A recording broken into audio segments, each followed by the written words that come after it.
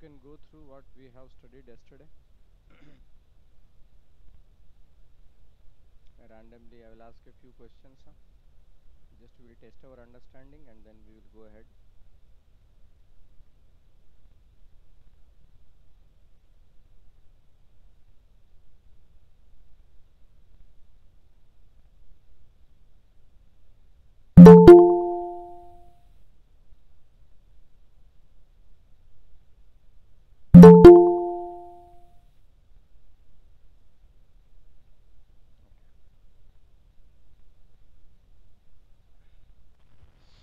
Sir Pratosh सब 7:30 लिख दिया था तो हम तो आराम से बैठे हुए थे। अब तो अभी आके फोन देखते तो आपका लिंक आया हुआ था।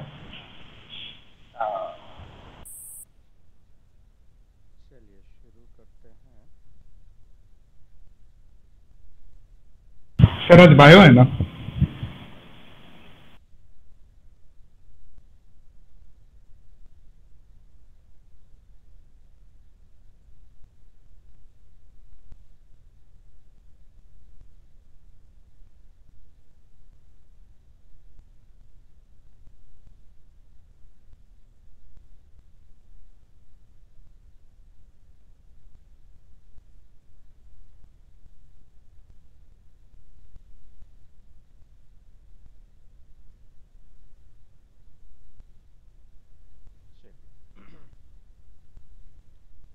So, in the yesterday's class, we discussed about this Mendel's experiments on inheritance, and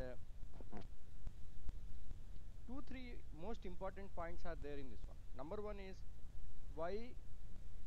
What is the importance of selection of the pea plant? Okay, तो पी प्लांट सेलेक्ट करने में क्या एडवांटेज आया मेंडल को? Number one is the why Mendel chose pea plant, okay, for his experiments. Okay, this is one important. The other one is that there are the 7 characters are there. Sir आप बोले थे कि sir आप पांचों point को easy करके लिख कर भेजते हैं। तो 7 कैरेक्टर्स हैं। ये 7 कैरेक्टर्स के जो ऑल्टरनेटिव फॉर्म्स हैं, डोमिनेंट कौन सा है, रेसिसिव कौन सा है, इसको मेमोराइज करना पड़ेगा। ओके, आसान तरीका क्या है इसको मेमोराइज करने का? 7 कैरेक्टर्स हैं, फ्लावर है, सीड है, पॉड है, ओके, और हाइट है। So what you will do is dominant and recessive.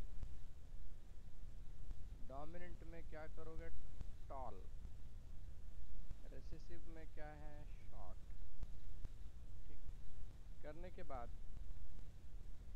एक ब्रांच आप दिखाओगे जिसमें कि फ्लावर है एक्सिलरी पोजीशन पे, तो आप क्या करोगे? ऐसे करोगे और एक्सिलरी। सर आप ये फिगर 3.7 बना रहे हैं?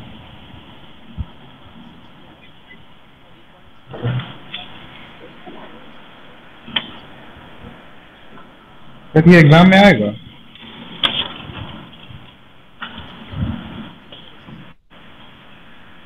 this is the recessive. So other is the recessive. Okay, that is axillary. This is the terminal position. Terminal position ये है। नेक्स्ट इसमें क्या हो गया? आप हाइट और axillary position, okay, this two are dominant for the flower and height. Next pod में, pod is inflated, pod is the, तो आप क्या करोगे? ऐसे inflated pod, and it should be green.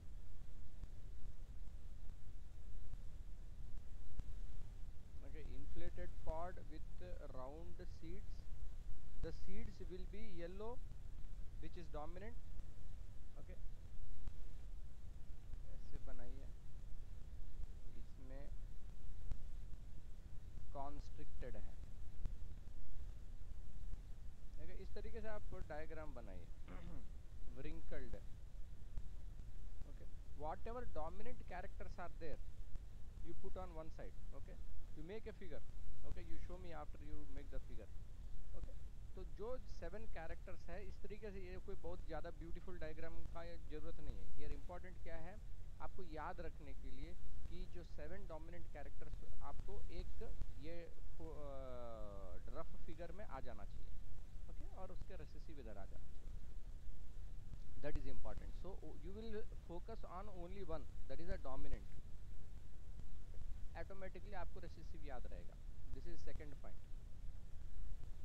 Third one, ratios of crosses। Monohybrid में phenotypic and genotypic ratio,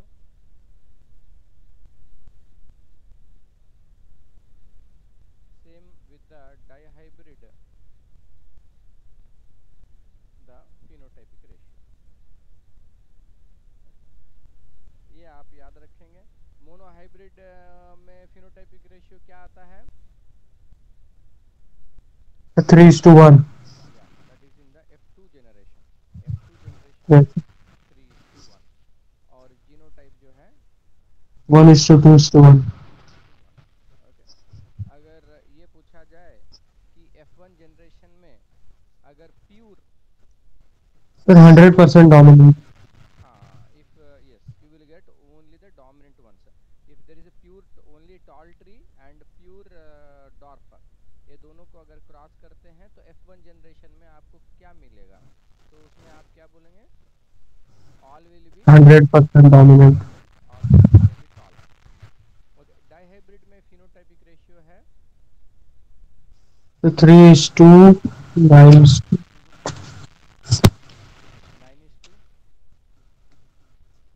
9:3 फिर 3:1। थोड़ा सा लंबा वाला है।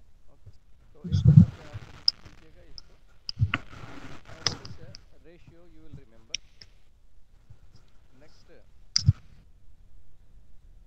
here whatever is given, that what you can interpret from this generalized principles based upon breeding experiment। Okay, इसी का जो परफेक्ट टर्म्स है वो आपको मेंडल्स लॉ ऑफ इनहेरिटेंस 3 चीज़ों में समराइज किया गया। Okay, so you don't have to memorize these 5 points। instead of that, the next one that is coming is Mendel's, ये extremely important है, Mendel's laws of inheritance।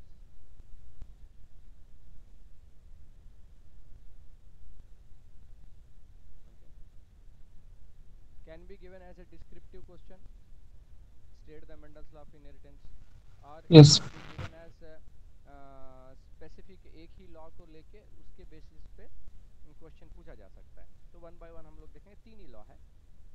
Mendel's law of inheritance, number 1 is law of dominance.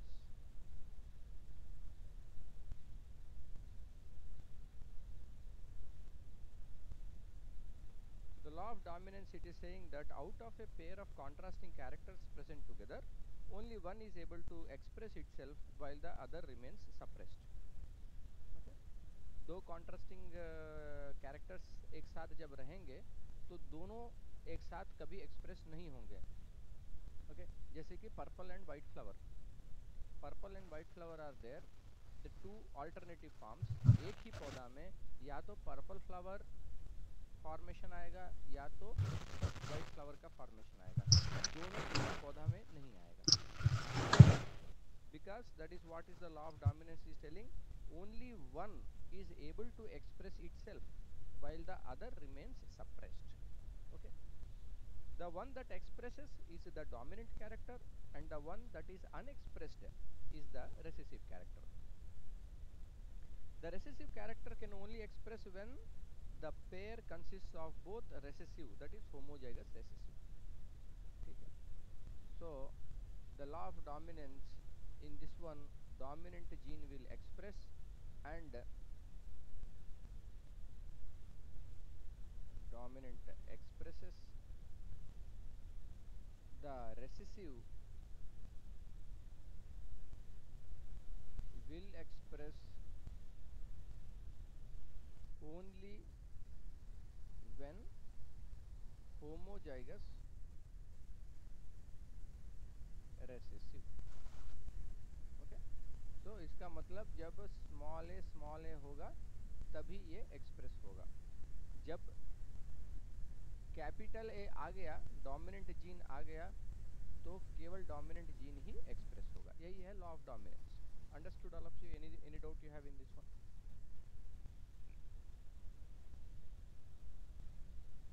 Pranay, did you understand this one, law of dominance?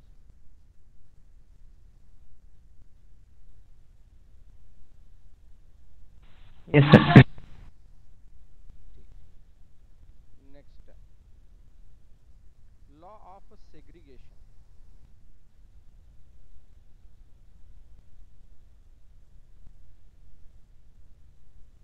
Segregation का क्या मतलब होता है? ये शब्द आपने कभी पहले सुना? Sir purity of gametes. Purity of gametes हम लोग जैसे मतलब नॉर्मल बोलचाल की भाषा में नॉर्मल हम लोग कभी सेग्रीगेशन इस शब्द को आप सुने हैं? इसको कभी सेग्रीगेट?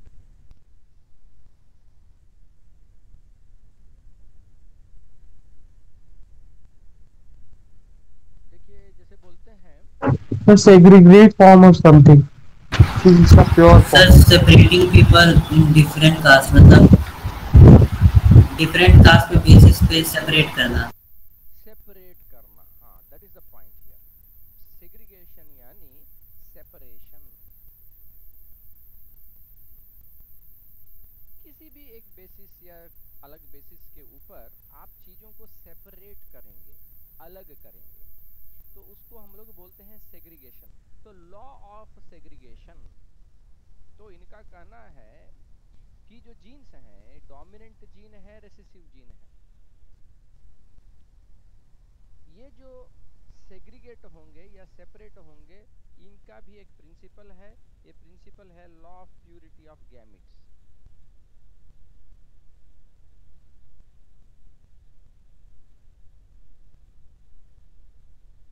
भाई ये गैमेट्स के प्यूरिटी का क्या मतलब होता है? गैमेट्स का प्यूरिटी क्या हुआ? मंदिर में जाके घंटी बजाने से purity? Law of purity, purity of gametes क्या मतलब हुआ?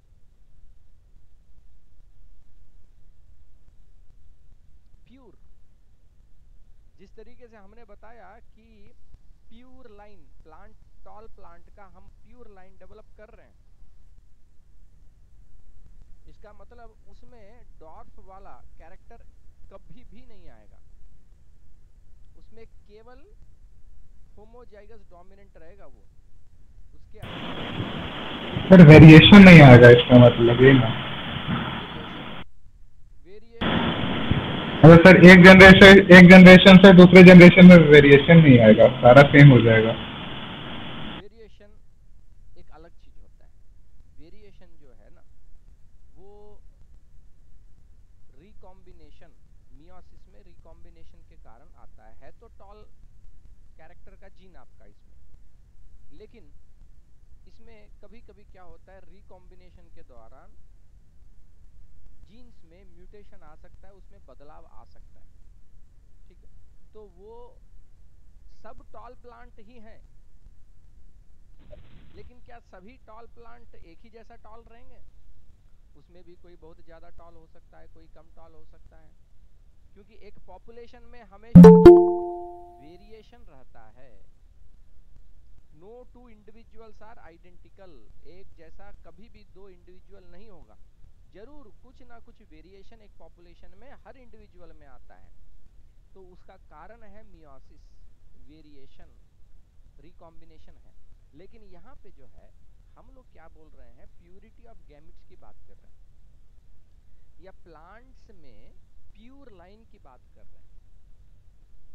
मेंडल ने क्या किया, प्यूर लाइन डेवलप किया प्लांट्स का, जिसके कारण दूसरा उसका जो अल्टरनेटिव कैरेक्टर है उसके जीनोटाइप में नहीं रहेगा। फॉर एग्जांपल टॉल वाला है तो कैपिटल टी प्योर, इसमें कैपिटल टी स्मॉल टी नहीं रहेगा।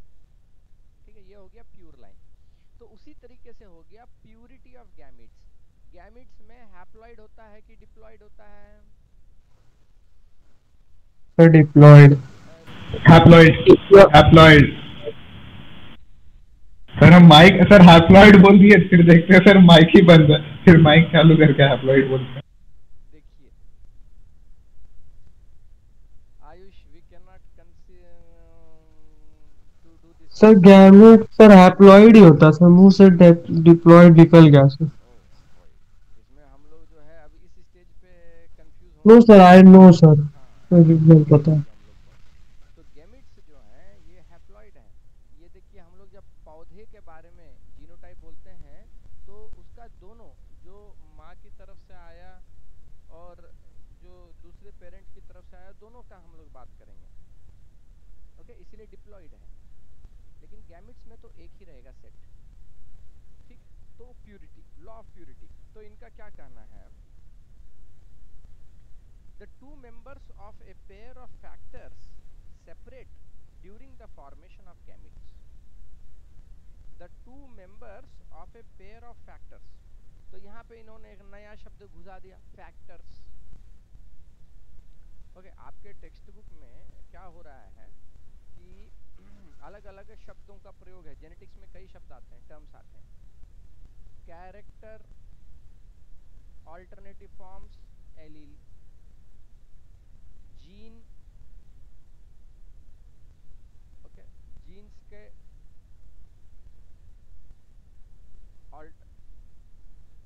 Sorry, I am sorry, character के ऑल्टरनेटिव फॉर्म को क्या बोलते हैं? ट्रेट। ट्रेट्स। और जीन्स के ऑल्टरनेटिव फॉर्म को, ये एक चीज हो गया। अब इसमें एक और शब्द इन्होंने दिया है फैक्टर्स। ओके, ये शब्द जो है ना, ये मेंडल ने यूज किया। उस समय में जीन्स के बारे में कुछ पता नहीं था ना, तो मेंडल क्या करते थे, वो बोलते थे कैरेक्टर जो है किसी ना किसी तरीके से उस पौधे के अंदर कुछ है उस पौधे के अंदर जो कि सब जानकारी रख रहा है। उस चीज को उन्होंने फैक्टर का नाम दिया। अब हम लोगों ने बाद में पता लगाया कि इसका केमिकल नेचर ये है, इसका दूसरा नाम दिया जीन। ठीक है, तो यहाँ पे लॉ ऑफ सेग्रीगेशन में the two members of a pair of factors separate during the formation of gametes. जब गैमीट्स बनते हैं, समझिए जीनोटाइप ये है, capital T small T genotype है ऑफ द पेरेंट का जीनोटाइप। अब इसका जो गैमीट्स बनेगा, क्या क्या गैमीट्स बनेगा?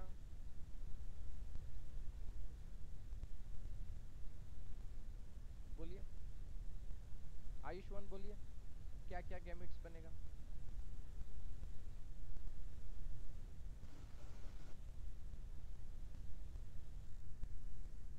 आयुष्मान, आवाज आ रही है?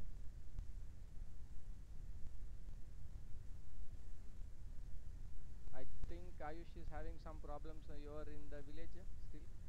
ओके, थोड़ा नेटवर्क प्रॉब्लम आ रहा है आपको अभी भी। हर्षित, आप बताइए इसमें क्या गैमेट्स बनेगा? ये जो पेरेंट है, ये जो गैमेट्स बनेगा उनका क्या क्या कॉम्बिनेशन बनेगा, बताइए।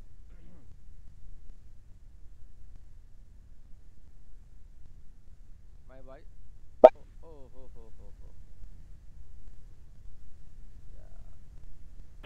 सर यू आर ऑडिबल, हमको तो सुनाई दे रहा है। Yes sir. ऑफ हो गया क्या? ठीक है, समय बताइए आप। कैपिटल टी स्मॉल टी है जीनोटाइप, गैमेट्स क्या क्या बनेंगे? समय, डरना नहीं है इसमें है? समझ में आया वो बोलिए। सर प्रियतोष का कॉल आ गया था सर प्रियतोष बोल रहा था एडमिट करने। ओ ओके ओके।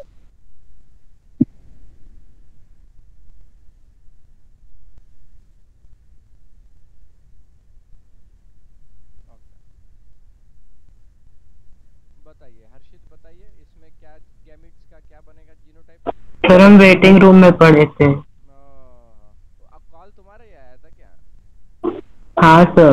मैसेज करते ना, ज़्यादा इजी रहता। हम कॉल उठाते नहीं क्लास के टाइम में अनलेस ज़्यादा इमरजेंसी है। ठीक है सर, फिर अगली बार से टेक्स्ट कर देंगे। चलो चलो हर्षित, आवाज़ आ रही है? हाँ सर। हाँ चलो बोलो जल्दी, क्या गैमिट्स बनेंगे?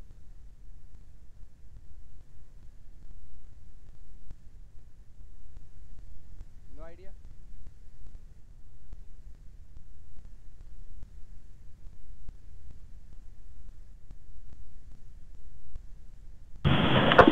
सर हम ट्राई करें क्या? इस तरीके से बनेगा कि नहीं बनेगा?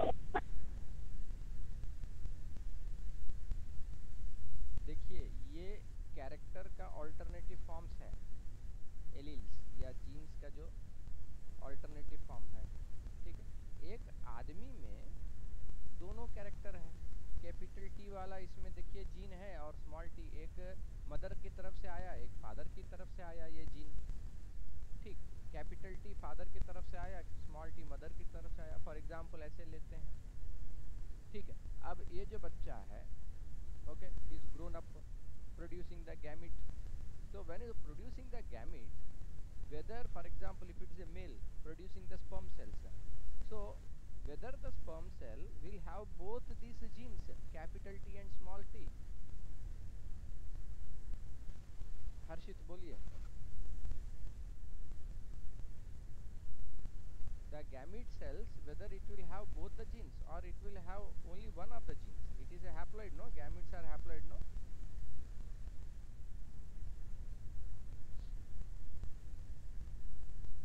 Sir both.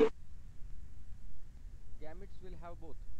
If gametes will have both, it will be diploid or haploid. Sir एक ही जीन रहेगा। तो गैमेट के पास दोनों जीन होगा तो वो तो डिप्लॉयड हो जाएगा।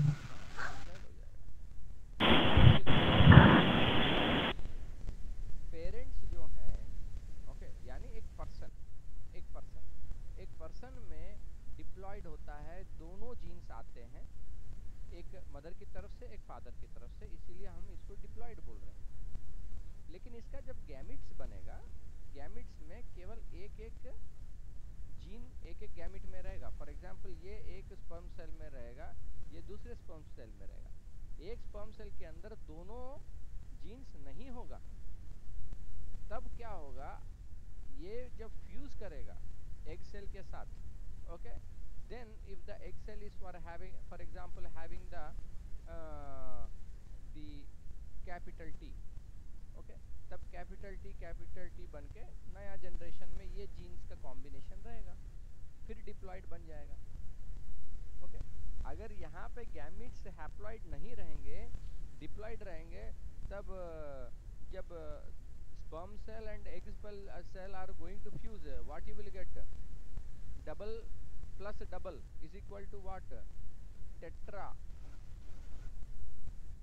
tetraploid हो जाएगा, ओके। 2x plus 2x हो जाएगा, four sets of chromosomes will come, but that we don't want, no?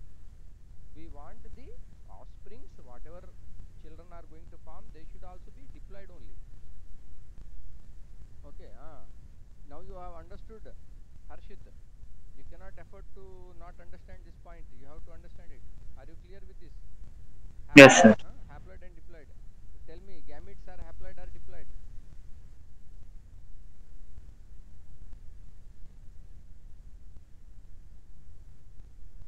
Gametes haploid हैं या डिप्लॉइड हैं? उनमें आधे जीन्स हैं कि दोनों जीन्स रहते हैं? सर आज यही रहते हैं, ठीक है। पूरे इंसान में दोनों कॉपीज रहेंगे। ये बहुत आपको पूरी राम का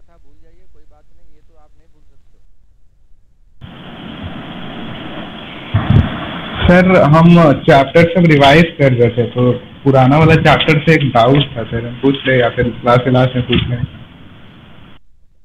फिर the flow of this one will be disturb ना। चलिए, so law of purity of gametes, the two members of a pair of factors separate during the formation of gametes. ठीक है, तो अगर कैपिटल टी स्मॉल टी है, वो दोनों separate हो जाएंगे, दोनों कैरेक्टर्स, दोनों फैक्टर्स सेपरेट हो जाएंगे। They do not blend but segregate or separate into different gametes. The gametes combine together by random fusion at the time of zygote formation. ठीक है, the law of segregation क्या बोल रहा है कि gametes में क्या होगा कि एक ही फैक्टर आएगा। Okay, gametes, each gamete will get only one factor. Okay, the factor is nothing but gene. In modern genetics we are saying gene. Mendel का language में factor. Each gamete only one factor or gene.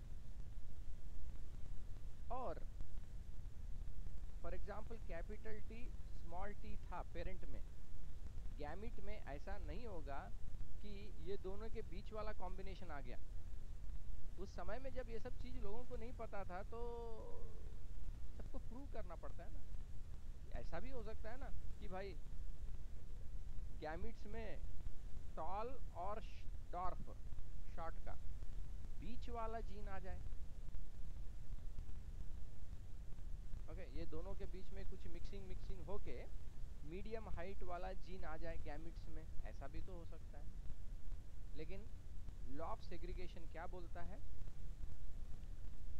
There are pair, okay, एक character के alternative forms हैं, traits.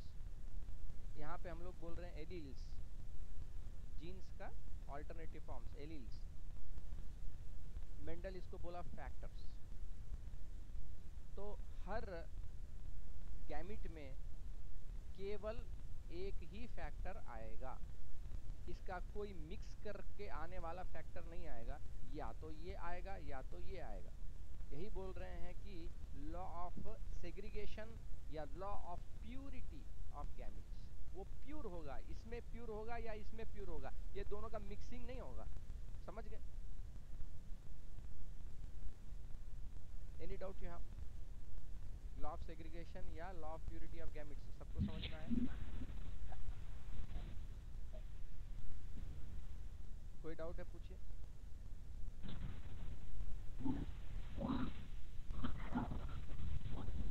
Tell yes or tell no.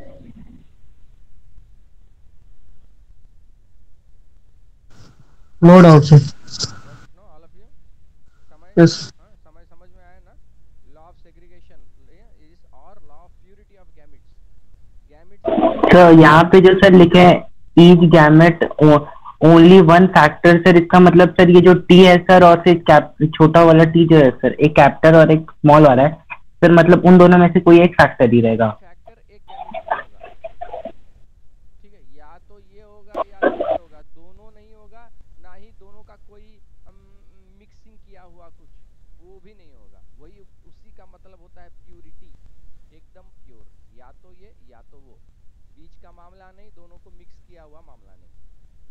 ठीक है, यही चीज। तो ये क्रॉस से पहले करना है सर, अभी तक तो सर बस गैमेट लिया है ना। हाँ, जब गैमेट बनेगा, गैमेट तब आपस में क्रॉस करेंगे ना। तो पहले यहाँ पे क्या हुआ, लॉ ऑफ डोमिनेंस, जो कि डोमिनेंट और रेसेसिव जीन के बारे में बोल रहा है। और डोमिनेंट जीन ही एक्सप्रेस होगा, रेसेसिव जीन तभी एक्सप्रेस होगा जब वो होमोजाइगस रेसेसिव होगा। Point number 1। Law of segregation या law of purity of gametes ये बोल रहा है कि पहले पेरेंट्स में जो गैमेट्स बनेंगे वो प्योर बनेंगे, उनमें कोई मिक्सिंग नहीं होगा, जो भी है एक ही टाइप का उसमें जीन होगा। वो है लॉ ऑफ सेग्रीगेशन या law of purity of gamete. इसके बाद आता है law of independent assortment. Okay, law of independent assortment. Assortment का क्या मतलब होता है?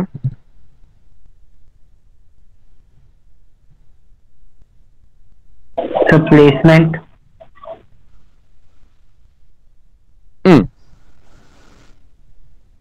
अरेंजमेंट।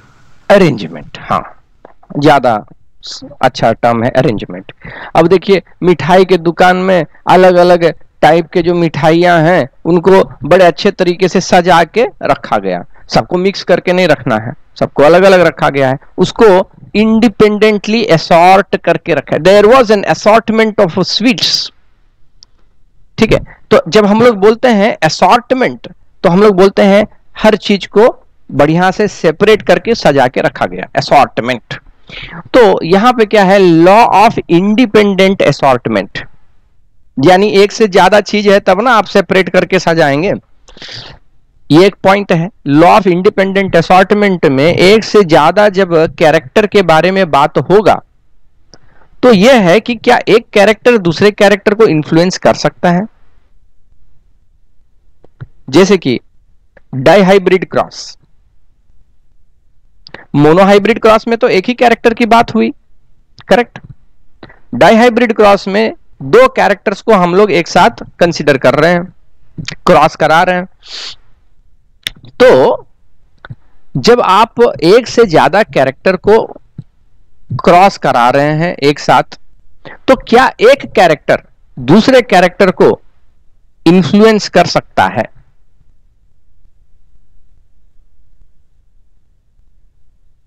मतलब जैसे कि आपका ये डाइहाइब्रिड क्रॉस का जो एग्जाम्पल दिया गया है टेक्स्ट बुक में, कैपिटल आर ये इनटू ये दोनों पेरेंट्स हैं और इनके गैमिट्स बने, अलग कॉम्बिनेशन के गैमिट्स बने। ये जो जीन है फॉर एग्जाम्पल कैपिटल आर, क्या ये जीन नेक्स्ट जेनरेशन में जो जाएगा वो क्या कैपिटल वाई के द्वारा इन्फ्लुएंस हो सकता है? इसका मतलब ये है कि क्या कैपिटल वाई कैपिटल आर को अपने साथ खींचेगा या बोलेगा अच्छा भैया तुम्हारा मन, तुमको जैसा करना है करो, ऐसा भी होता है ना।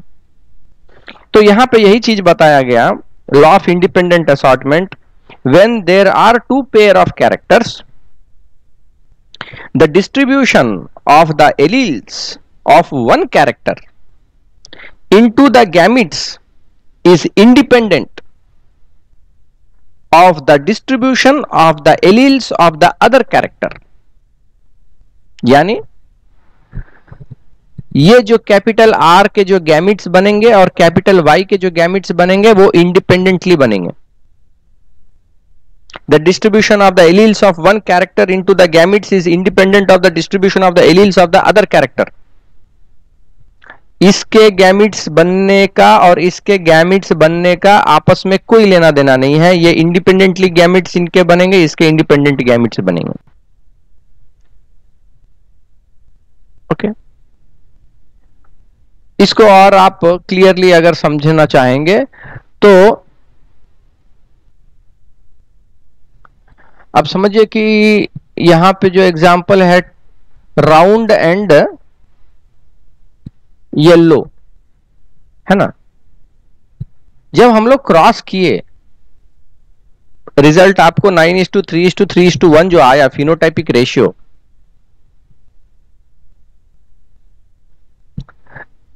क्या ये रेशियो फिक्स्ड है? जब भी आप करोगे आपको वही रेशियो आएगा?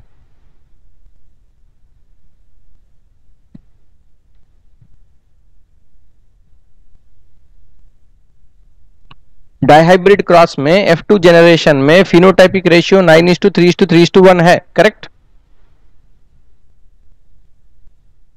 Yes sir. तो ये जो डाइहाइब्रिड क्रॉस है इसमें जो रेशियो आया, आप कितने बार भी एक्सपेरिमेंट करो क्या आपको वही रेशियो आना चाहिए? वही रेशियो आएगा? हाँ, आ रहा है, वही रेशियो आ रहा है, वही रेशियो आ रहा है, वही तो बात है। देखिए ये जो तीनों लॉज हैं, हम लोग क्या बोल रहे हैं? लॉज। हम लोग नहीं बोल रहे हैं कि थियरी। जब बोलते हैं थियरी, इसका मतलब है कि कुछ हम लोग एक कई ऑब्जर्वेशंस आए और उस ऑब्जर्वेशन के बेसिस पे हमने एक प्रपोजल दिया और ये प्रपोजल ज्यादातर सही होता है। लेकिन जब हम लोग बोलते हैं law of conservation of mass,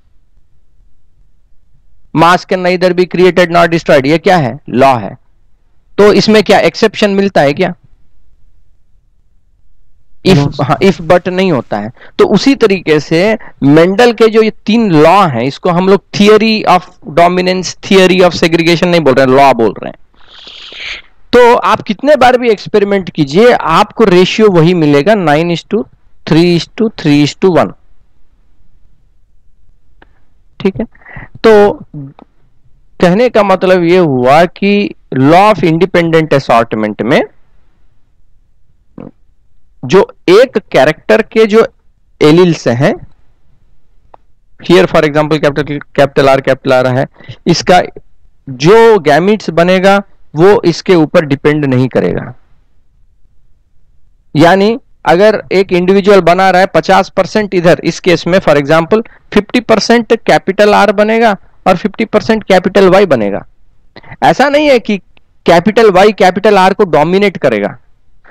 ये डोमिनेशन जो है कहां हो रहा है? फिनोटाइपिक एक्सप्रेशन में हो रहा है। लेकिन गैमीट्स में ये जीन्स कैसे आएगा? इसमें कोई डोमिनेशन कुछ नहीं होगा। पॉइंट मेरा समझ में आया आपको क्या? या एक बार मैं बताऊं, फिर से रिपीट करूं? सर एक बार रिपीट करें। देखिए ये जो डोमिनेंस है, ये जो डोमिनेंस है कहां हो रहा है? डोमिनेंस फिनोटाइप में आ रहा है ना।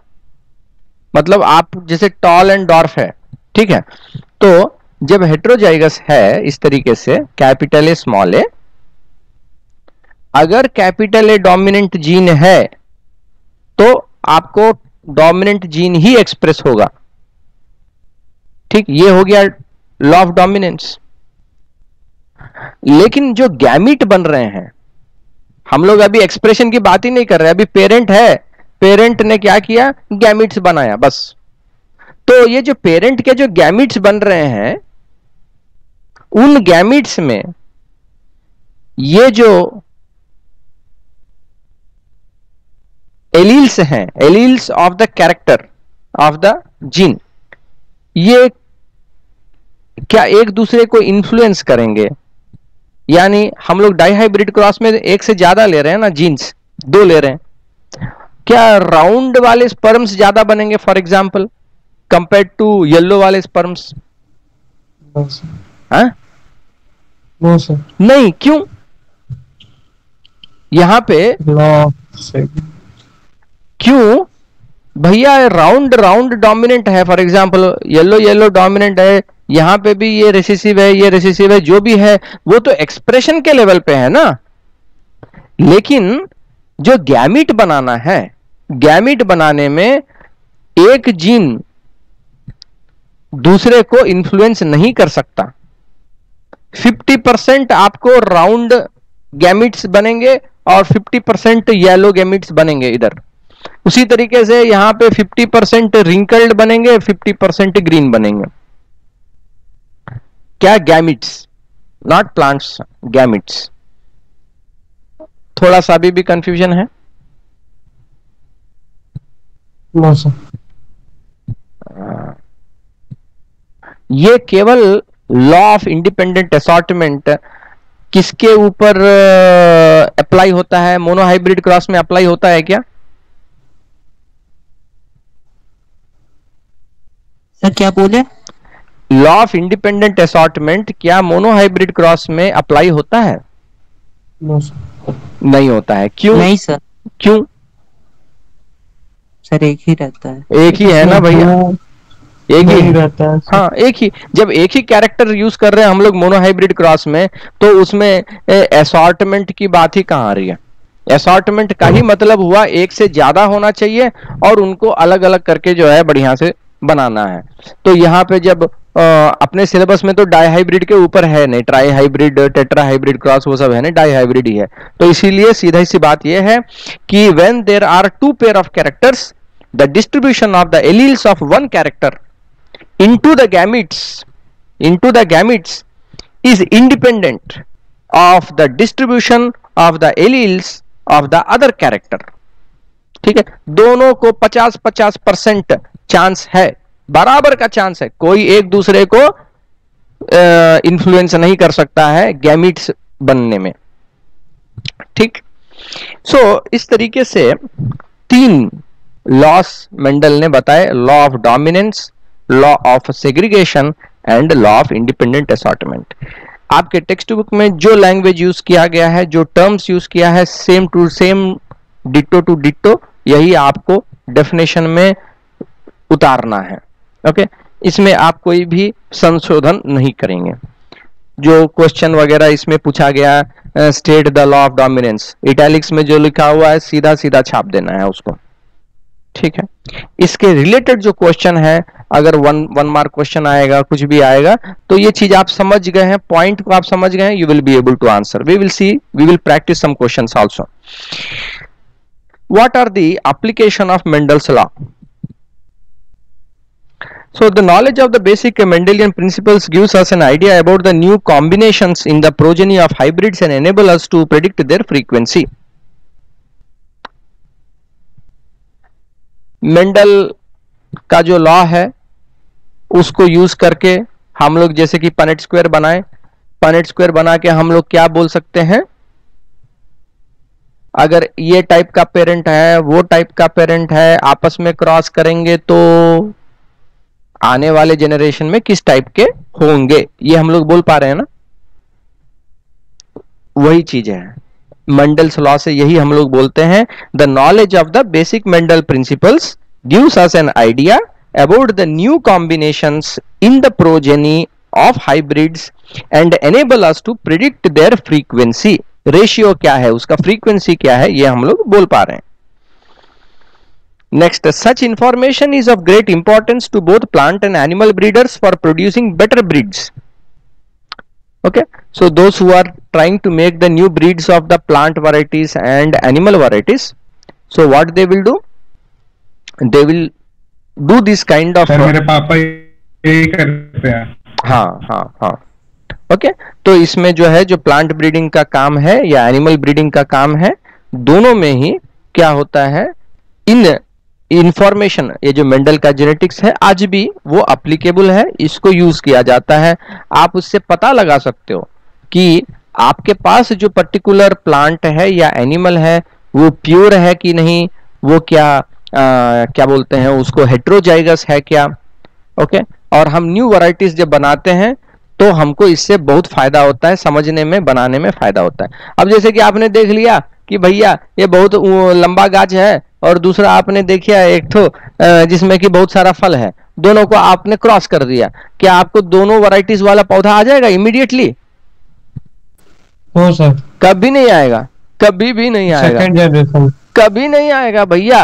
आपको पहले क्या करना है, प्योर लाइन बनाना है। आप जिस कैरेक्टर के बारे में सोच रहे हो, तो मेंडल ने पी प्लांट यूज किया, उसका सबसे बड़ा फायदा उसको वही तो हुआ। उसने सबसे पहले क्या किया, प्योर लाइन बनाया, 7 कैरेक्टर्स के प्योर लाइन बनाए उसने। बिना प्योर लाइन बनाए आप ये सब एक्सपेरिमेंट नहीं कर सकोगे, आपको कुछ समझ में ही नहीं आएगा। जब आपका पेरेंट ही हेट्रोजाइगस रहेगा, आपको जो भी रिजल्ट आ रहा है आप कुछ समझ ही नहीं पाओगे। तो सबसे पहले आप क्या करोगे, प्योर पेरेंट्स बनाओगे, that is homozygous dominant, homozygous recessive. इस तरीके से आप पहले प्योर पेरेंट्स बनाओगे, वो पहले इंपॉर्टेंट है। उसके बाद आपका कहानी शुरू होता है। F1 में आपको हेट्रोजाइगस मिला, हेट्रोजाइगस में आपने फिर क्रॉसिंग किया, क्रॉसिंग करके आपको रेशियो आया। ओके, मोनोहाइब्रिड क्रॉस किया तो 3:1 फिनोटाइपिक रेशियो आया, जीनोटाइपिक रेशियो ये आया। ओके, उसके बाद आपने और आगे फिर क्रॉसेस को बनाया, जैसा आपका रिक्वायरमेंट है तब आप बना सकते हो अलग अलग कैरेक्टर को लेके। तो ये सब चीज जो है प्लांट एंड एनिमल ब्रीडर्स दोनों के लिए बहुत ही इंपॉर्टेंट होता है। Next, new type of plants with new combinations of useful characters can be produced by the hybridization. Okay, यही जो प्रोसेस है क्रॉसिंग है, क्रॉसिंग को ही हम लोग हाइब्रिडाइजेशन बोलते हैं। नए नए कैरेक्टर्स हम लोग नए नए कॉम्बिनेशंस हाइब्रिडाइजेशन के द्वारा बना पा रहे हैं। ये सब एप्लीकेशन है मेंडल के लॉस का, 3 एप्लीकेशंस। आप समझ गए इसमें पॉइंट?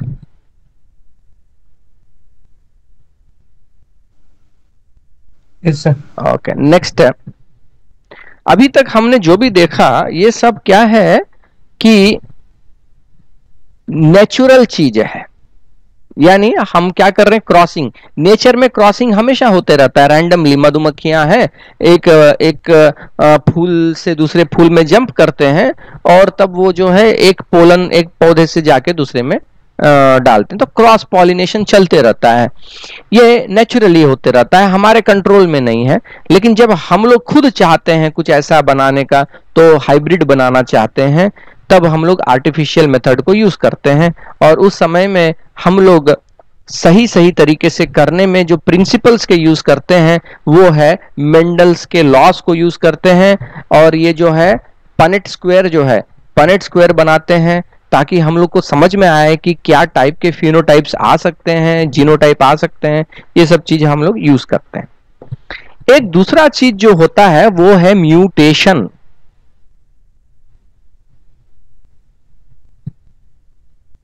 म्यूटेशन, म्यूटेशन का क्या मतलब होता है? म्यूटेशन का सर आपस में मिलना। वन सेकेंड सर आपस में मिलना। आपस में सर म्यूटेशन का मतलब होता है सर जब क्रोमोसोम मतलब कहीं कुछ गलत हो जाता है क्रोमोसोम का रिकॉम्बिनेशन में, मतलब जैसे 6 उंगली आ जाता है किसी में, या फिर सर मतलब सर पुराने वाले सर जो कैरेक्टर जो पास ऑन होते जा रहा है सर, उससे एक डिफरेंट जब कोई चीज हो जाता है कुछ गड़बड़ी है, कुछ गड़बड़ी हुआ सर, मतलब कुछ चेंजेस आ जाते हैं, कुछ चेंजेस आए। हाँ, जैसे वायरस में सर म्यूटेशन आया तो वायरस में कुछ सर परिवर्तन टाइप। परिवर्तन, चेंज। हाँ, तो ये जो है न्यूक्लियोइड में तो ये जो भी चेंज है डीएनए में, कुछ चेंज आ रहा है। आपका डीएनए जो है हर जनरेशन में फेथफुली ट्रांसफर होना चाहिए, उसमें कोई खिलवाड़ छेड़खानी नहीं होना चाहिए। जो सीक्वेंस है एकदम उसी तरीके से अगले अगले जनरेशन में जाते रहना चाहिए, क्योंकि हम नहीं चाहते हैं कि ये जनरेशन में आदमी अगले जनरेशन में भैंस बन जाए, कोई नहीं चाहता। तो जो भी है, जो जनरेशन है, एक जनरेशन से दूसरे जनरेशन में same to same information transfer होना चाहिए। लेकिन अगर उसमें कोई बदलाव आता है, उसमें कोई चेंज आता है, तो हम उसे म्यूटेशन कहते हैं। Mutation, so mutation is a sudden change in one और मोर जीन्स और द नंबर और in the structure of the chromosome. Okay, mutation gene के लेवल पे हो सकता है या क्रोमोसोम के लेवल पे हो सकता है। तो जीन के सीक्वेंस में बदलाव आ सकता है, ओके, या क्रोमोसोम के नंबर, ओके, या साइज में बदलाव आ सकता है। Okay, so if this kind of changes are taking place in the gene or in the chromosome, then we say that it is a mutation. क्या होगा इसके कारण? म्यूटेशन होने के कारण ऐसा नहीं है कि हमेशा म्यूटेशन खराब ही होता है, म्यूटेशन लाभदायक भी हो सकता है। फॉर एग्जाम्पल आज की डेट में हम लोग देख रहे हैं कि कोरोना वायरस बम है, अपना खूब जो है म्यूटेशन कर रहा है अपने से, और आज कभी ये स्ट्रेन बन रहा है, कभी वो स्ट्रेन बन रहा है। ठीक है, उसके लिए तो ठीक है, हम लोग के लिए परेशानी है, उसके लिए ठीक है।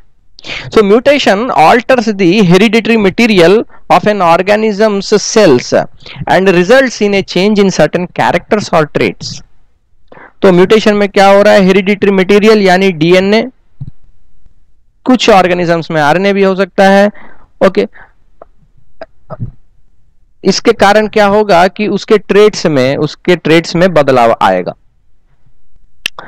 So mutation, if some examples are given, 2 examples are given. One is the sickle cell anemia. Sickle cell anaemia. Sickle का क्या मतलब होता है?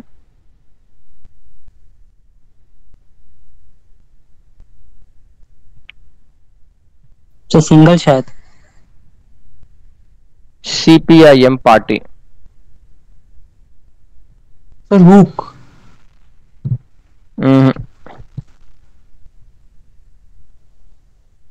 घास काटने के लिए यूज करते हैं ना भाई। हाँ सर वो।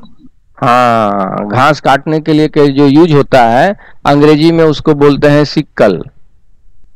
ठीक है, सिक्कल। वही तो बोले हुक टाइप्स। हाँ, हुक तो दूसरा चीज हो गया। हुक का ही शेप का रहता है वो। हाँ, हुक का शेप ही है, शेप ये हुक का ही है, लेकिन ये हुक नहीं है। ये जो है ना वो घास काटने वाला स्पेसिफिक है, उसका नाम है सिक्कल, है ना। शेप वही है, हुक वाला शेप है। ठीक है। सो सिकल सेल एनीमिया। एनीमिया तो आपको पता है क्या है? एनीमिया मतलब?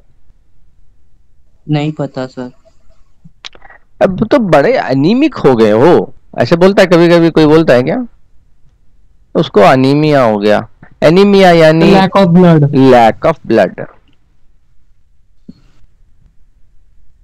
खून की कमी, खून की कमी, कमजोरी, एनीमिया के कारण। Okay, anaemia, sickle cell anaemia. तो भैया ये जो एनीमिया है इसमें ये सिक्कल कहां से आ गया? Sickle cell. तो हो क्या रहा है कि आरबीसी जो है उसका शेप क्या है? क्लास 9 में भी आपने पढ़ा था। ओके, इस जो फ्लाइंग डिस्क आपने खेला कभी? Flying disc, have you seen a flying disc? हाँ सर। हाँ हाँ, वो जो है क्या बोलते हैं उसको, फ्रिस्बी या flying disc? Sir bio concave disc. Bio concave disc, correct. Okay, bio नहीं, bi concave. Bio bi concave. Bi यानी दो, ऊपर की सतह में भी ऐसे डिप्रेशन रहेगा, नीचे की तरफ से भी ऐसे डिप्रेशन रहेगा। ठीक है, और ऐसे सर्कुलर रहेगा। तो ये शेप है आरबीसी का, नॉर्मल आरबीसी का।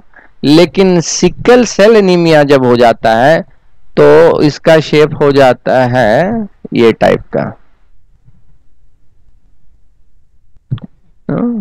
समथिंग लाइक ए मून, कटा हुआ चांद जो है उस टाइप में सिकल। तो बाकी का सर आधा आरबीसी सर कहाँ चला जाता है? ये शेप सिकुड़ जाता है। हाँ, ये शेप जो है ऐसा बन जाता है। क्योंकि ये शेप ऐसा बन जाता है, क्यों ऐसा हो जाए? म्यूटेशन के कारण। म्यूटेशन हुआ in a blood disease called sickle cell anemia is a blood disease caused by gene mutation. The mutation causes a change in DNA resulting in the production of sickle shaped RBCs. तो ये जो sickle shaped RBC है वो कैसे बना? ये DNA में mutation आया, डीएनए में म्यूटेशन आया। ये डीएनए में म्यूटेशन जो है एक ऐसे प्रोटीन को उसने डिस्टर्ब किया जो कि इस सेल के शेप को बनाए रखने के लिए बहुत जरूरी है। उसके कारण क्या हुआ कि सेल का जो स्ट्रक्चर है वो ऐसे कोलैप्स हो गया और इस टाइप का एक स्ट्रक्चर बन गया, सिकल टाइप का। जब हम लोग के ब्लड वेसल्स में ऐसा टाइप का आरबीसी जाता है, ठीक से फ्लो नहीं कर पाता, कैपेसिटी भी कम हो गया, हीमोग्लोबिन भी कम हो गया, इसके अंदर वॉल्यूम कम हो गया। तो ऐसे आदमी में कमजोरी बहुत ज्यादा रहता है, हीमोग्लोबिन कम है, और ये जो है सिकल सेल वाले जो है आर्टरीज और वेन्स में जेनेटिक डिजीज है। जेनेटिक है, जेनेटिक डीएनए लेवल पे म्यूटेशन है ना। Yes sir. जब डीएनए लेवल पे परेशानी हो तो वो जेनेटिक है। यस।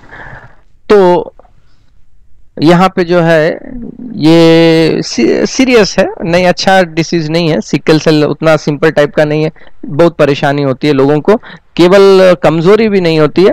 ये सब खून जो है ना वो जब उसमें आर्टरीज और वेन्स में जाके ये फंस भी जाता है, ये आरबीसी फंस भी जाता है, स्मूथ नहीं है ना, ऐसा स्मूथ नहीं, फंस भी जाता है, उसके कारण थोड़ा पेनफुल रहता है ये।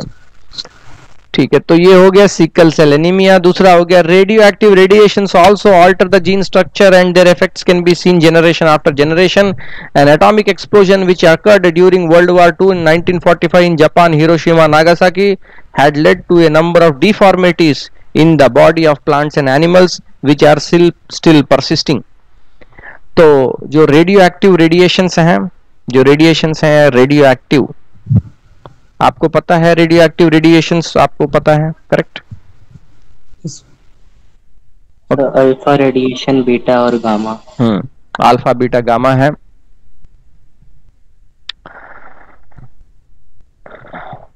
अरे मैं गामा पहले लिख दिया, alpha beta gamma. Okay, alpha, beta, gamma radiations are there. These are radioactive radiations. There are different energies. They are coming from radioactive material like uranium-235, and the breakdown or radioactive fission of this radioactive material will release this kind of high energy radiations. These high energy इस condition में जो sir, जब sir nucleus टूटता है sir, तो sir continuously sir नया नया pair बनते चला जाता है ना? न्यूक्लियस टूटता है मतलब क्या? मतलब सर इसमें सर न्यूक्लियस को ही ना सर तोड़ा जाता है, ऐसा मतलब वो। हाँ okay, that is radio active nucleus, yes. तो फॉर एग्जांपल यूरेनियम-235 है, okay, it is a very large atom, very large atom. It is unstable when it is being bombarded by a neutron. Okay, neutron में कोई charge नहीं है लेकिन मास है। Already ये unstable atom है। अनस्टेबल एटम का मास आपने और बढ़ा दिया, उसके बाद ये पागल हो गया, ये अपने आप को बिखर गया, ये टूट गया। टूट के इसमें नए एलिमेंट्स बन गए, मुझे याद नहीं क्या एलिमेंट्स हैं। ओके, अलग अलग एलिमेंट्स बन गए, लेकिन इसके साथ इसने क्या किया, एनर्जी रिलीज किया, radio active radiation. Radio active radiation जो रिलीज होता है तो वो alpha radiation, beta, gamma radiation. तो सबसे ज्यादा डीएनए को डैमेज करने वाला जो रेडिएशन है वो है अल्फा रेडिएशन। बहुत इसमें एनर्जी है, पार्टिकल का साइज बड़ा है, हीलियम पार्टिकल है। बीटा रेडिएशन जो है इलेक्ट्रॉन टाइप का है, कम एनर्जी है, इसमें भी high energy and low energy beta होता है। गामा सर कोविड के स्ट्रेन में सर ऐसे ही सर रेडिएशन क्यों नहीं सर रिलीज कर देता बॉडी से, उतने रेडिएशन का पावर सप्लाई करे कि कोविड सर वो हो जाए। हमारे बॉडी में रेडियो एक्टिविटी रेडिएशन टाइप के, इस टाइप के कोई एटम्स नहीं है ना। कैंसर ट्रीटमेंट में यूज होता है कोबाल्ट-60। हाँ सर वही बोल रहे सर, बाहर से सर एक ऐसा रेडिएशन सर अगर रिलीज कर दिया जाए बॉडी से जिससे कोविड का इफेक्ट खत्म हो जाए। हाँ, लेकिन ये जो वायरस है ये फैला हुआ है। Radio active for medical treatment cancer में यूज होता है। इसमें कोबाल्ट-60 टाइप का जो है रेडियो एक्टिव मटेरियल, इसमें गामा रेडिएशन आता है। इसमें गामा रेडिएशन, ये गामा रेडिएशन जो है बहुत डेप्थ तक जा सकता है, शरीर के बहुत अंदर तक जा सकता है। और इसके साथ प्रॉब्लम क्या है कि इसमें एनर्जी तो बहुत है अल्फा में, लेकिन बहुत अंदर जा नहीं सकता। लेकिन टिश्यू अंदर जो कैंसर का सेल है वो बहुत अंदर में है, उसको पहुंचने के लिए गामा चाहिए। तो गामा का कोबाल्ट-60 यूज होता है कैंसर में। वो लोकलाइज्ड है, लेकिन ये तो वायरस है, वायरस सब जगह है। मतलब जब शरीर में आ गया वायरस तो फैल गया है ना, कोई एक ऐसा जगह नहीं है। तब ठीक है, जैसे एक्सरे लेते हैं वैसे ही सर मार दीजिए उसको। तो भैया इसमें होता यह है कि वायरस जो मरे मरे, लेकिन आपके अपने सेल्स भी तो म्यूटेशन हो जाएंगे। हाँ सर। हाँ, आप खुद मल्टीपल कैंसर के जो है पेशेंट बन जाएंगे, वो दूसरा इफेक्ट हो जाएगा। तो ठीक है, तो ये जो रेडियो एक्टिव रेडिएशन है ये एक हाई एनर्जी रेडिएशन है जिसके कारण डीएनए में डैमेज आता है। डीएनए में डैमेज आता है और ये जो डीएनए का डैमेज हुआ उसमें म्यूटेशन बन जाता है। Okay, so radio active radiations are not good, of course.